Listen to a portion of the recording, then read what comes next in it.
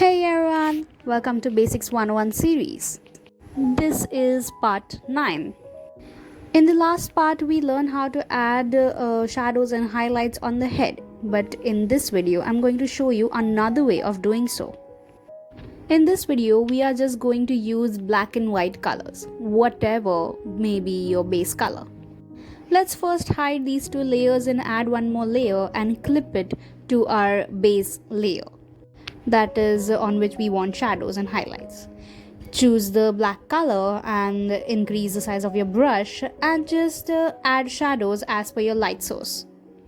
So my light source is on the top left, so shadows will be on the right side. Just color it all black. This is a great way to add shadows when you are in a hurry and you want to complete an artwork in the limited period of time. Add the black colors the same way you did in the previous video using the shadow color.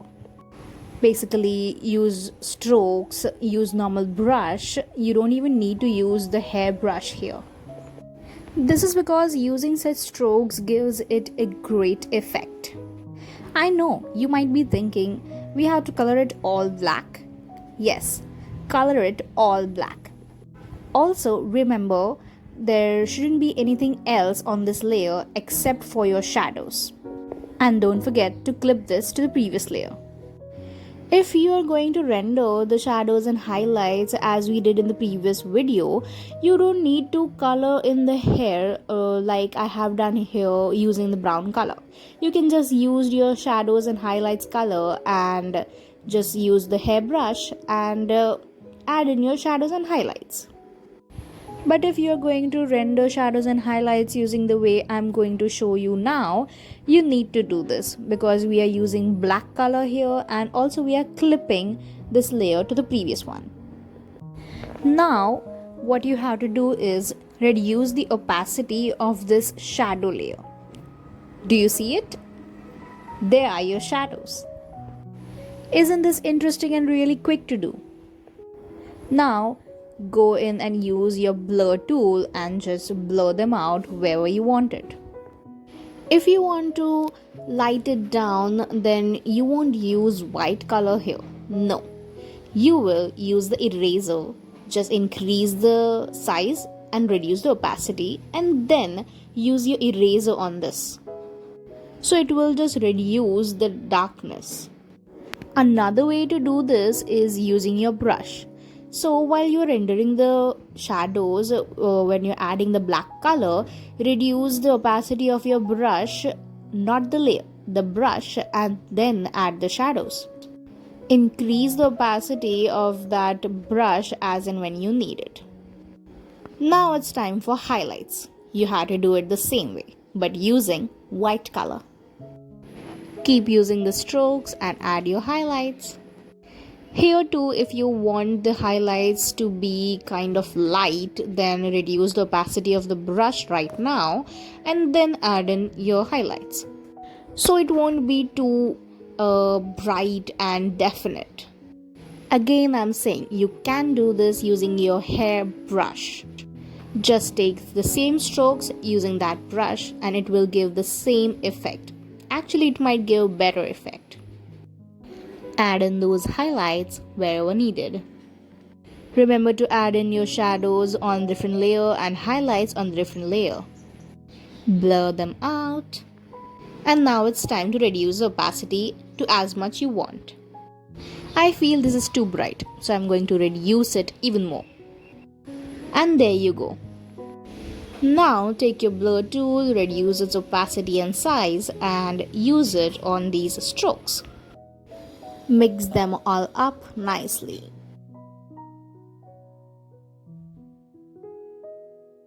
I normally use the way that I showed in the previous video, but I use this way that I'm showing you right now mostly when I need to finish an artwork in really less time.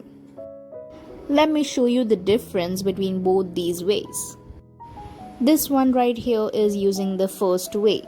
That is by using the shadow and highlight color. And this one is by using white and black colors. Let me know which way you prefer the most. Now, let's move on to something called negative space. What is negative space?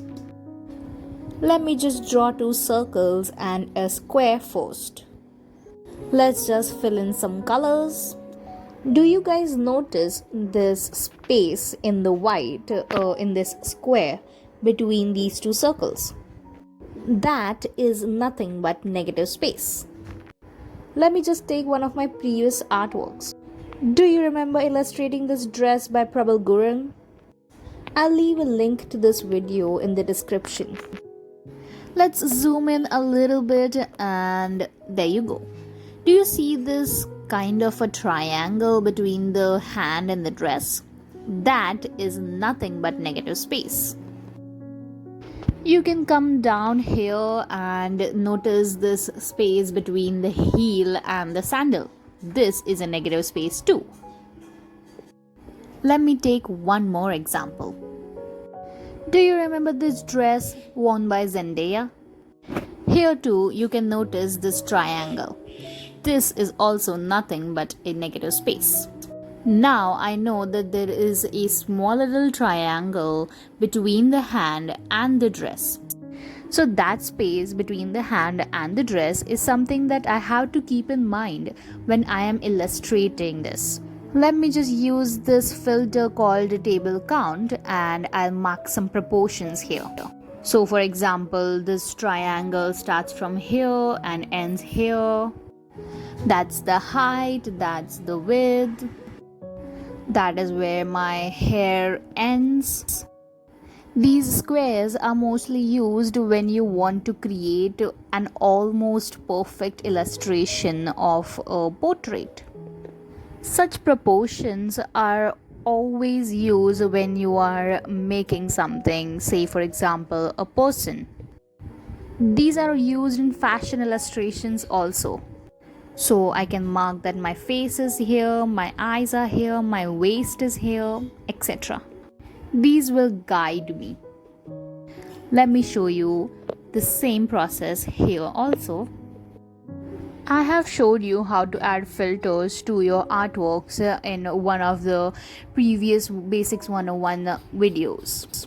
Here too you might notice that my rectangle starts here, ends here. The peak of this rectangle where it goes in is here. So this is how I draw my rectangle. And I'll just erase those lines in the middle so you will know what I'm saying. Now I notice the triangle which I drew is kind of wide. So now I know the mistake and I can correct it using the proportions. So when I mark my shoulders, my waist, I also mark that there is this negative space between the hand and the dress. So while making this, I know that I have to leave this much space between the both. So negative space plays a good role in marking your proportions. So that is it for today. I hope you guys learned something new, and if you have any questions regarding what we did today, please leave them in the comments. I'll be happy to answer. I'll see you in the next video.